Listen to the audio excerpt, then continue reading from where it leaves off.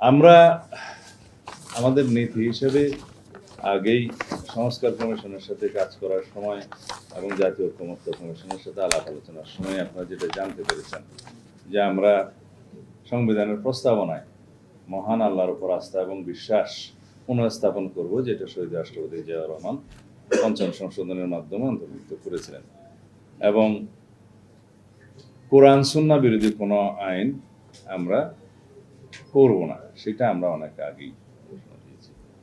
আর কওমি লাইনের মাদ্রাসা থেকে যারা পাশ করবেন তাদের সর্বোচ্চ ডিগ্রি আছে এই লাইনের, এবং সেই হিসাবে আমরা কিছুদিন আগে আমাদের কর্মসূচিতে অন্তর্ভুক্ত করেছি, সামনের নির্বাচনী ইশতেহারে থাকবে যে ইমাম, খতিব, মুয়াজ্জিন তাদের জন্য আমরা রাষ্ট্রীয় ভাতার ব্যবস্থা করব, উৎসব বাসার ব্যবস্থা করব, এবং যেটা একটা ট্রাস্ট আছে সেই সংক্রান্ত সেই ট্রাস্টকে আরো শক্তিশালী করে সেটা তাদের জন্য আমরা ব্যবস্থা করব রাষ্ট্রীয়ভাবে। এবং বিভিন্ন স্কুল, কলেজ, মাদ্রাসা ধর্ম শিক্ষক হিসাবে বিধি মোতাবেক নিয়োগের ক্ষেত্রে তাদের অগ্রাধিকার থাকবে অথবা বিবেচনা করা হবে।